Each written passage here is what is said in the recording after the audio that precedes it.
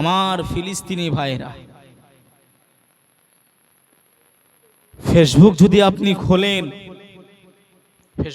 আপনি খোলেন, তা আপনি বাচ্চাদের যে সমস্ত আপনার শহীদদের লাশগুলো দেখানো হচ্ছে, আপনি যত বড়ই কঠিনতার মন হন না কেন, আপনার দিল ভেঙে যাবে। কমপক্ষে আপনার রিপোর্টাররা আপনার রিপোর্ট করছে ২৭,০০০-এর মতন খালি বাচ্চা শহীদ হয়েছে। ২৭,০০০ বাচ্চা। কোথায় রয়েছে মুসলমান? জীবনে তাদের নামে একটু দোয়া করতে পারলাম না। আল্লাহ চাইবেনই বা কেমন করে, কবুলও বা কেমন করে করবেন? আমরা তো কেউ পাক পবিত্র না, কেউ না কেউ আপনার এমন করে ভরপুর রয়েছে গুনার দিকে। রোজা করি তো কি হয়েছে, নামাজ পড়ি তো কি হয়েছে, মাওলানা হয়েছি তো কি হয়েছে? সবার জীবনে হারাম কাজ দেখেন ঢুকে রয়েছে। কথা ঠিক বলছি না ভুল বলছি? তাতানাজ্জালু আলাইহিমুল মালাইকা, আল্লাহ বলেছেন খালি আপনার দোয়া চাচ্ছে কি, আল্লাহ তুমি ফিলিস্তিনি ভাইদের জন্য আবাবিল পাঠাও। হ্যাঁ, কেননা আপনার গোটা বিশ্বে আপনার যে সমস্ত ৫৪ থেকে আপনার ৫৩টা রাষ্ট্র মুসলিম রয়েছে, আছে না নাই গো? আমার যুবকরা একটু বলো, আছে না ভাই? তা ভাই যদি আপনার সবাই যদি আপনার এর প্রতিবাদ একটা করে, তা ভাই এই বেঈমানরা কি আপনার পারে? কখনোই পারে না। মানে বিষয়টা হয়তো অনেকেই জানে না যে ফিলিস্তিন আর ইসরায়েলদের সঙ্গে মারামারি কেন, কিসের জন্য মারামারি, আপনারা কি জানেন ভাই? আমি একটু সংক্ষিপ্ত বলছি, অসুবিধা হচ্ছে না তো? বলবেন হয়তো হুজুর, যে হুজুর কি গাচ্ছেন আপনি আবার? ভাই এটা বলার দরকার আছে। তারা আমাদের মুসলমান ভাই, আমাদের মসজিদে আকসার জন্য তারা আপনার নিজের কলিজার বেটাকে, একজন বাপ আপনার আমার চাচাদের মতন বয়সের হবে, হ্যাঁ, তার আপনার 7 ছেলের একসঙ্গে, সে বলতেছে পাড়া প্রতিবেশীরা, আমার এলাকাবাসীরা, কেউ দুঃখ প্রকাশ করো না, আমার 7 ছেলে আল্লাহ পাকের মসজিদে আকসার জন্য শহীদ হয়েছে, আমি বাপ, আমি ফখর করছি। জোরে বলুন সুবহানাল্লাহ। বাবাজি, এদের সঙ্গে মূলত লড়াই হলো কেমন জানেন? যারা ইসরায়েল, এই ইসরায়েলদেরকে ফিলিস্তিনিরা এক সময় আপনার জায়গা দিয়েছিল বসবাস করার জন্য। আমি আপনার নদিয়ার লোক, আমি নদিয়া থেকে এসেছি। আমি বললাম আমি খুব বিপদে পড়েছি, আমার এলাকায় আমি বাস করতে পারছি না, তা গদিয়াতে আমাকে একটা জায়গা দিতে হবে। আপনারা হয়তো মাদ্রাসার কথাই বলছি, মাদ্রাসার একটা মাঠ এক কোনায় বললেন হুজুর আপনি ঘর করে আপনি এই জায়গায় থাকেন। কথা বুঝছেন না বোঝেন না? আপনি এই জায়গায় ঘর করে আপনি থাকেন। ওই ইসরায়েলদেরকে আপনার এক জায়গা দেওয়া হয়েছিল যে তোমরা এখানে বসবাস করো। তা আমি জায়গা যখন আপনার কথায় আছে বসতে দিলে শুতে চাই, তা আমাকে যখন আপনারা বসতে দিলেন আমি শোয়ার জায়গা করলাম। আমি আশেপাশে এমন করে আপনার শক্তিশালী একটা তৈরি হলাম, তখন আমি ঘুরিয়ে উল্টে আপনাদের ওপরেই, কথা বুঝছেন না বোঝেন নাই? তখন আমি গোটা গদিহাটাকে আপনার দখলে নিয়ে আসার চেষ্টা করছি। এটাই হলো আপনার ফিলিস্তিন আর আপনার ইসরায়েলদের সঙ্গে মূল উদ্দেশ্য। যাদের হাতে মোবাইল আছে ইন্টারনেট সার্চ করবে। আমার মনে পড়ছে না, বহুদিন আগে আমি দেখেছি বাবা 1900 এমন করে আপনার 1800 কি 1960 কি 63 দিকে আপনার হবে ওরা জায়গা পেয়েছে। 1947, কথা বুঝছেন বাবা? তো ভাই আমার বাবাজিরা, কথায় আছে ভালো করলেই খারাপ, যার দেখবেন ভালো করবেন সেই আপনাকে ঘুরে উল্টে ওই যে আপনার আছে কি বলে ওগুলোকে আর বললাম। ভাই ও বাবাজি, সোনার মানিকেরা, জওয়ানেরা, ও যুবকেরা, ও আমার আম্মা জানো বোনেরা, খালারা, বেটিরা, শুনে যান একটুখানি রাতের বেলা। বাবা একটুখানি আসেন, এবার রোজার ফজিলত, এবার রোজা পাকে ফজিলত একটু রেখে দিই বাবা। আসেন, আল্লাহর কাছে বেশি বেশি তওবা করতে হবে, আল্লাহর কাছে ক্ষমা চাইতে হবে, যত পারা যায় কান্নাকাটি করতে হবে। আল্লাহর নবী দিন দুনিয়ার বাদশাহ হাবিবুল্লাহর বেটি আম্মা জান ফাতেমার একটুখানি বাবা রোজার বিষয়ে একটি কথা মনে পড়ে গেল, বলবো নাকি? আম্মা জান ফাতেমার এই রোজার বিষয়ে এমন করে আপনার একটি কথা মনে পড়ল। তারা কিভাবে জিন্দেগিটা কাটিয়েছেন। জান্নাতের রমণী, জান্নাতের রানী আম্মা জান ফাতেমা হযরতে আলীকে ডেকে বললেন, ও আমার প্রাণের স্বামী, আপনি শুনে রেখে দেন, জেনে রেখে দেন, আমার ঘরে কোনো খাবার নাই, আমার ঘরে কোনো আটা নাই, আমার ছেলে হাসান ও হোসাইন তারা যে রোজা রাখবে, তারাও যে সেহরিটা করবে, ও আমার স্বামী আপনি কি পারবেন নাই? আপনি কি আটা জোগাড় করে দিতে পারবেন নাই? হযরতে আলীর মনটা খারাপ হয়ে গেল। সকালবেলায় আল্লাহ নবীর পিছনে নামাজ আদায় করে নিলেন। হযরতে আলী জঙ্গলের দিকে চলে গেলেন। সারাটা দিন কাঠ কেটে কেটে হুজুর আমার কাঠগুলি এক জায়গায় করলেন। ওই কাঠগুলো নিয়ে হুজুর বোঝা বেঁধে নিয়ে বাজারে চলে আসলেন। আল্লাহ নবী জামাতা হযরতে আলী ওই কাঠগুলো মদিনা বাজারে বিক্রয় করে দিলেন। ওই কাঠের যা টাকা হলো হুজুর আমার ওই টাকাগুলো নিয়ে মদিনা খাবারের দোকানে পৌঁছে গেলেন। ও ভাই দোকানি, আমি আলী এসেছি ভাই, আমার এই টাকাটা তুমি নাও, আর আমি যতটুকু আটা পাবো আমাকে একটু দিয়ে দাও। আল্লাহর নবী জামাতা হযরতে আলী শের খোদা আলী কারামাল্লাহু ওয়াজহাহু হুজুর আমার ওই আটা নিয়ে বাড়ি পৌঁছে গেলেন। হুজুর আমার বাড়িতে পৌঁছে গিয়ে আম্মা জান ফাতেমা বিশ্লেষণ করে জানিয়ে দেয়, এ পৃথিবীর মানুষেরা, ও আম্মা জান বোনেরা, আমার স্বামী হযরতে আলী সারাটা দিন খেটে খেটে দুইটা রুটির আটা বাড়ি নিয়ে এসেছে। জোরে বলবেন না সুবহানাল্লাহ। ভাই বাবাজি আমার সোনার মানিকেরা, আল্লাহ নবী কলিজা টুকুরি খাতুনে জান্নাত সাইয়্যিদাতুন নিসা ফাতিমাতুজ জোহরা রাদিয়াল্লাহু তাআলা আনহা ওই আটায় পানিটা দিয়ে দিলেন। ওই আটার খামিটা তৈরি করে নিলেন। আটা রুটিটা তৈরি করে নেওয়ার পরে ইমাম হাসান হোসাইনকে ডাক দিলেন, ও বাবা হাসান, ও গো বাবা হোসাইন, সারাটা দিন শুকিয়ে রয়েছো বাবা, এসো বাবা এসো, আর বেশি দেরি নাই, ইফতারির সময় হয়ে গেছে। ইমাম হাসান ইমাম হোসাইন রাদিয়াল্লাহু তাআলা আনহুমা আম্মা জান ফাতেমার গলাটা জড়িয়ে ধরে বললেন, ও মা জননী, আজ ইফতারে কি ব্যবস্থা করেছেন মা? আজ ইফতারে আমরা কি পাবো মা? ইফতার কি দিয়ে করব মা?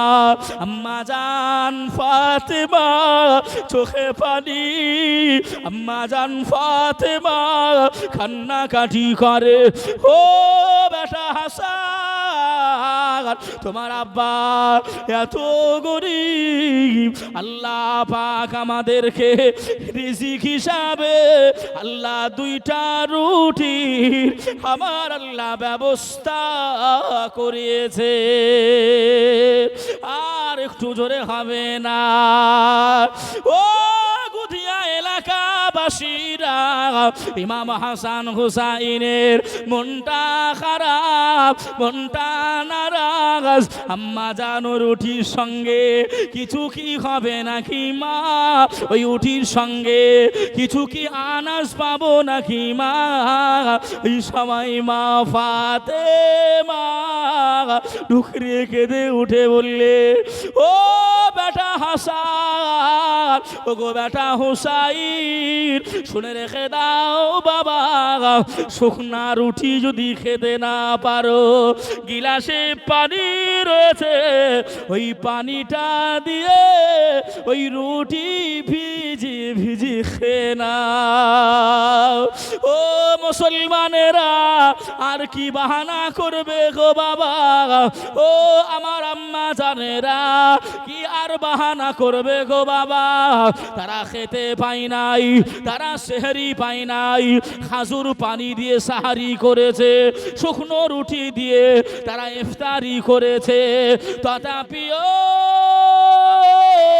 আল্লাহ আল্লাহ রসুলের কথাগুলি আম্মা জান ফাতেমা, শের খোদা আলী, ইমাম হাসান হুসাইন কখনোই তারা ভুলে যায় নাই।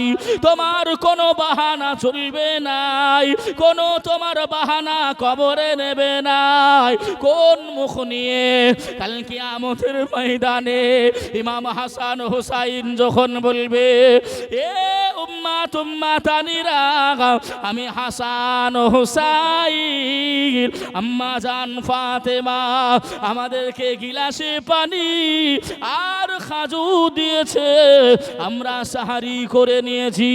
আম্মা জান বিটি ফাতেমা আমাদের শুকনা রুটিটা দিয়েছে, আমরা ইফতারি করেছি। এ গুদিয়া মানুষেরা, কোন মুখ নিয়ে দাঁড়াবো বাবা? আমরা যে অনাগল ভাবে আল্লাহ পাকের রোজা ছেড়ে দিচ্ছি, কোন মুখ নিয়ে দাঁড়াবো? কোন মুখে আপনার সেই জায়গায় যাব আমরা? আমাদের জান্নাতের সর্দার হবে কে? জোরে বলেন না। ইমাম হাসান, ইমাম হাসান, ইমাম হুসাইন। আল্লাহ নবী বলেছেন, আমি বিস্তারিত যাব না বাবা। বাবাজি সর্দার হবেন, জান্নাতি পুরুষদের, নওজওয়ানদের সর্দার হবে ইমাম হাসান ও হুসাইন। কাদের হবে? জওয়ানদের। আমার মুরব্বী বাবাজিরা হয়তো আবার ভাববেন, তারা আমাদের সর্দার কোথায় নাকি গো? কথা ভাই ক্লিয়ার বোঝেন।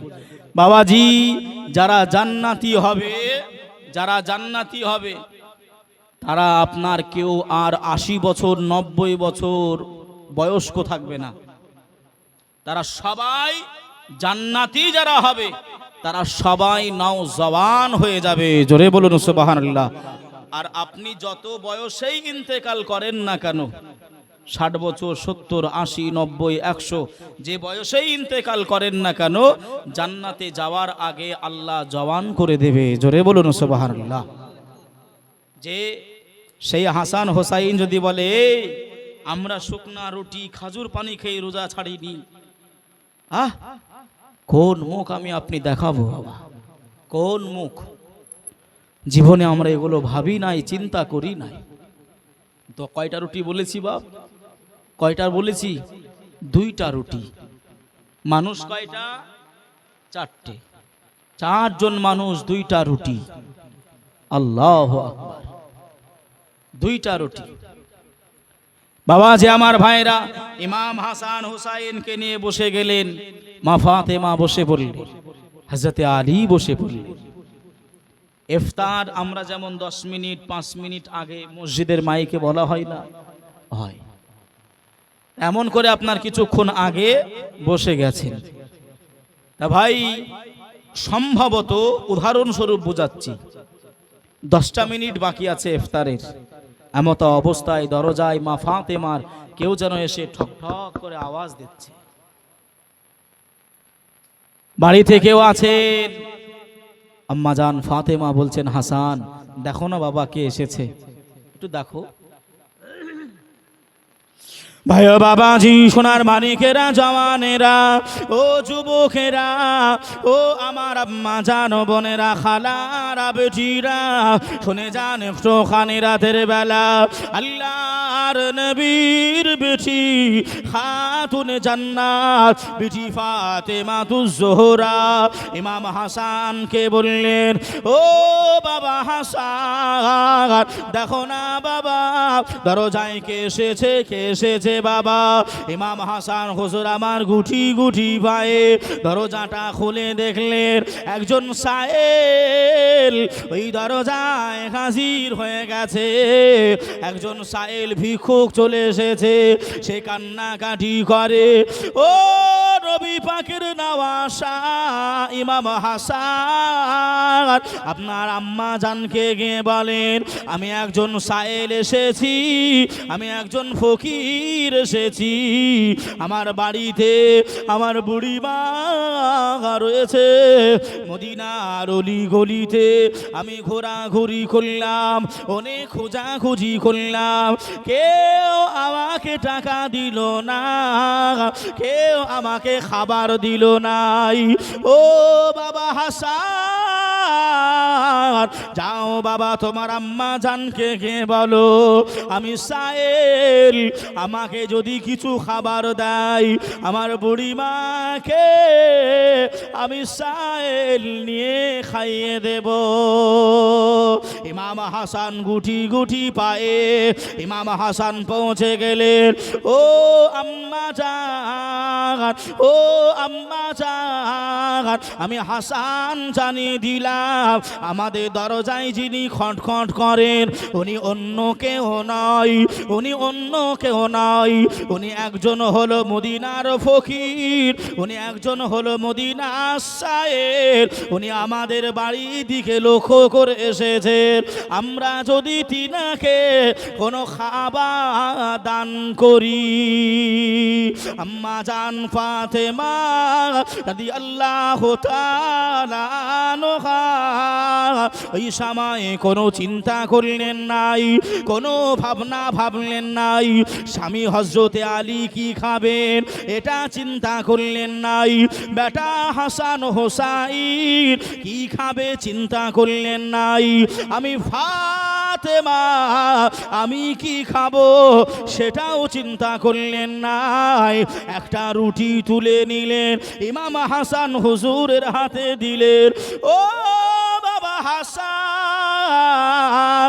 যাও বাবা চলে যাও, ওই সায়েলটাকে রুটি দিয়ে এসো, ওই সায়েলটাকে রুটি দিয়ে এসো বাবা, আমাদের একটা রুটি থাকবে, আমরা চারজনা ভাগাভাগি করে আমরা খাওয়া দাওয়া করে নেব, কিন্তু ওই রুটিটা পেলে ওই বুড়ি মাটা আহার করতে পারবে।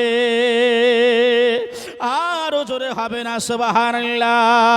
ভাই বাবাজি আমার সোনার মানিকেরা, একটুখানি শোনেন, একটুখানি বোঝার চেষ্টা করেন, আমরাও জিন্দেগি যাপন করি, তারাও জিন্দেগি যাপন করে, আমরাও সংসার করি, তিনারাও সংসার করেছেন। ও আমার ভাই জানেরা, আর বেশি সময় নাই, হযরতে বেলাল হুজুর আমার আজান দেবে দেবে ভাব, এমত অবস্থাতে একটা রুটি রয়েছে, আবার একজন আপনার কে জানো দরজায় খট খট করে আওয়াজ দেয়।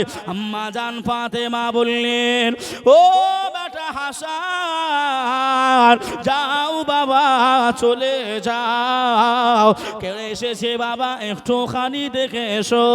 ইমাম হাসান আবার ঘুরে চলে আসলেন, ও আম্মা জান, ও আমার আম্মা জান, আবারও একজন সায়েল আমাদের দরজায়, আবারও একজন ফকির আমাদের দরজায় এসেছে, সে খাবার চাই, খাবার চাই। মা ফাতেমা চোখে আর রুখতে পারে না, কান্না কাটি রোনা জারি আরম্ভ করে দেন। আম্মা জান ফাতেমা কান্না কাটি করে, আম্মা জান ফাতেমা রোনা জারি করেন। ও রব্বুল আলামিন আল্লাহ পাক, আমার ছেলেরা কচি কচি বাচ্চা, আমার ছেলেরা পানি খেজুর খেয়ে তারা ইফতার সেহরিটা করে। আমি মা জননী সহ্য করতে না পেরে আমার স্বামী হযরতে আলীকে জানালাম। আমার স্বামী সারাটা দিন খেটে খেটে 2টা রুটির আটা নিয়ে বাড়ি আসে। ও দয়াময়, ও আরহামুর রহিম, আমি ফাতেমা জানিয়ে দিলাম আল্লাহ 2টা রুটির ভিতর থেকে আল্লাহ 1টা রুটি আমি ফাতেমা দান করে দিয়েছি, অবশিষ্ট 1টি রুটি রয়েছে। আমরা 4 জন মানুষ আছি, আল্লাহ আবারও গরিব ফকির মিসকিন এসে গেছে। ও আমার ভাইজানেরা, ও আমার আম্মা জান বোনেরা, খালারা, বেটিরা, সোনার মানিকেরা, একটুখানি শুনে রেখে দেন। আম্মা জান বেটি ফাতেমা চোখের পানিটা মোচন করে নিলেন। চোখের পানিটা মোচন করে নিয়ে অবশিষ্ট রুটিটা ইমাম হাসান হুজুরের হাতে তুলে দিলেন। ও বাবা হাসান, যাও বাবা যাও, ওই গরিবকে দিয়েছো, ওই ফকির মিসকিনকে দিয়েছো। ইমাম হাসান হুজুর আমার গিয়ে অবশিষ্ট রুটিটা আল্লাহকে খুশি করানোর জন্য, আল্লাহকে রাজি করানোর জন্য, নবীকে খুশি করানোর জন্য, নবীকে রাজি করানোর জন্য আম্মা জান ফাতেমা ওই 2টা রুটি দান করেছিলেন। আর একটু জোরে হবে না সুবহানাল্লাহ? 2টো রুটি দান করে দিলেন। হ্যাঁ, 2টো রুটি। বাবাজি তাদের ঈমান কতটা ছিল শুনছি বাবা, তাদের ঈমান কতটা শক্ত ছিল, মজবুত ছিল বাবা। হ্যাঁ, আমরা যদি এমন করে যদি এমন করে ভাই একজন মেহমান যদি চলে আসে ইফতারের সময়, তা আমাদের যেন বিরক্তকর ধরে যায়। কথা কি ভুল বলছি বাবা? এ বাবাজি ভাইরা, আমি আবারও আপনাকে বলছি, আমি কড়া বলছি নাই, আপনার আওকাত রয়েছে, আপনার ক্ষমতা রয়েছে, আপনি 5 জনকে ইফতার করাতে পারবেন। কয়জনকে? 5 জন। আপনি ক্ষমতাবান রয়েছেন, 1 জনকে ইফতার করাতে পারবেন, আপনি তাই করেন। আপনার আব্বা, আপনার ভাই, আপনার বোন, আপনার ফ্যামিলি সবাই তো এখন আলাদা আলাদা নাকি গো? হ্যাঁ, কেউ আর যৌথ ফ্যামিলি নাই, 3টে ভাই আলাদা। তা ভাই যদি এমন করে আপনার আব্বা মাকে আরো 2 ভাইকে দাওয়াত দিয়ে আপনি খাওয়ান, একটা দিন আপনি করেন, কেন? এ ইফতার করানো যে এত ফজিলত, এত সওয়াব, আমি আপনাকে বলে বোঝাতে পারবো না, আমি অধম। এত সওয়াব আল্লাহ দিয়েছে। আপনি 1 জনকে পারবেন 1 জনকে, আপনি 2 জন পারবেন 2 জনকে, কিন্তু করে কোনো লজ্জা কিচ্ছু নয়। আমার ক্ষমতা নাই, আমি পারবো না, আমি খেজুর দিয়ে পারলে খেজুর দিয়ে দিব। কথা ঠিক বলছি না ভুল বলছি? কেননা আমাদের সমাজ এখন রং তামাশা লেগে গেছে, আমাদের সমাজে রং তামাশা লেগে গেছে বাবাজি। আমার গ্রামের কথা বলছি বাবা, আমাদের দিকে আপনার ওই গোশ বা লুচি বোঝেন তো, পরোটা না হলে আপনার হয় না। হ্যাঁ, না হলে হয় না, মানে ফল ফুল তো থাকবেই, এগুলো দিতেই হবে, নইলে মানুষ আবার টানা মারে। মানুষ কি মারে? টানা মারে। টানা বোঝেন তো নাকি? মানে হিট করে, হিং করে, পিন করে, বলে না আপনার গিবোধ যাকে বলা হয়।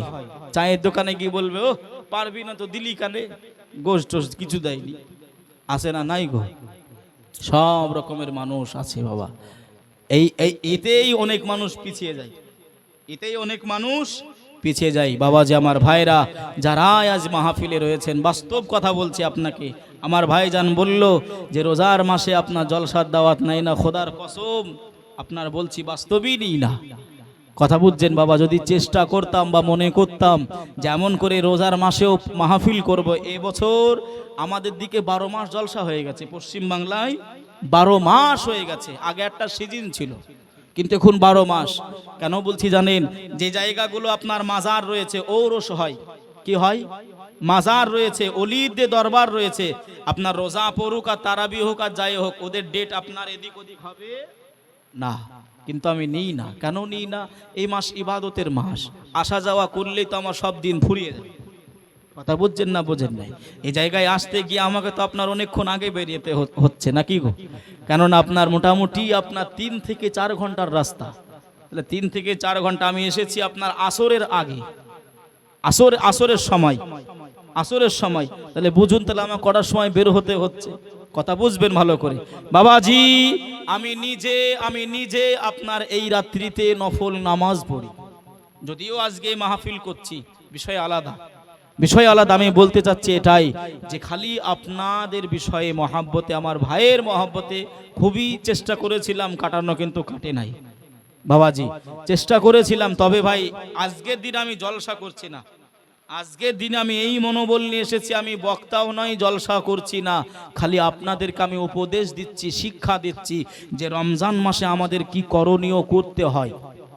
কথা বুঝছেন না বোঝেন নাই বাবাজি? আমার ভাইরা, এদিকে লক্ষ্য করে আপনাদের সম্মুখে কথাগুলো বলছি।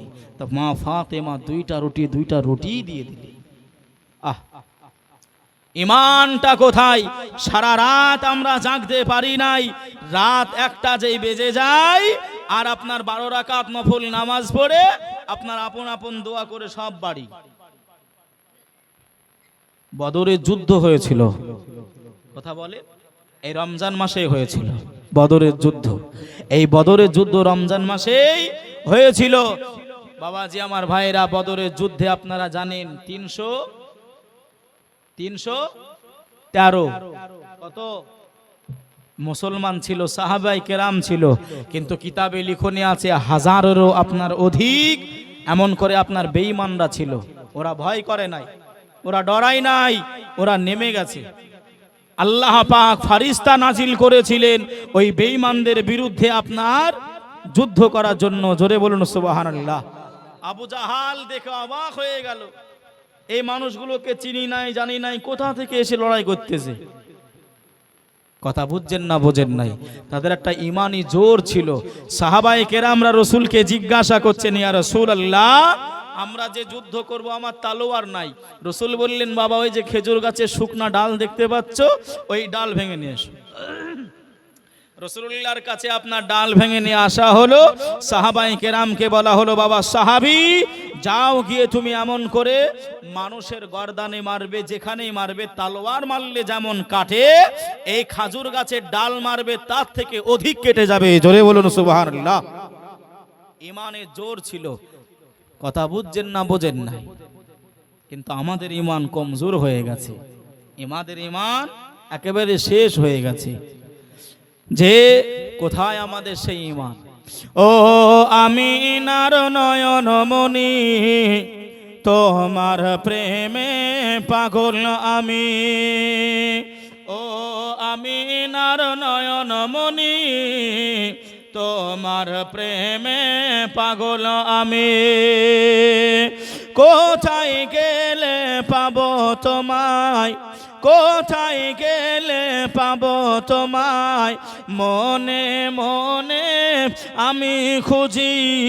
ও আমিনার নয়ন মনি, তোমার প্রেমে পাগল আমি। বছর বছর কত হাজি যাই যে মদিনায়, আমি শুধু ভেবে মরি কেন ডাকো না আমায়। জোরে বলেন। আচ্ছা, কাদের কাদের মদিনাতে যাওয়ার ইচ্ছা না, একটু হাত তুললেন তো দেখি। মোটামুটি কান দিয়ে শুনতেছে, অনেক অনেক জায়গায় হুর করে হাত তুলে দেয়। হ্যাঁ, কান দিয়ে শুনতেছে। আচ্ছা বাবাজি, কারা কারা মদিনায় যেতে ইচ্ছুক রয়েছেন একটু হাত তুলে দেখান তো দেখি।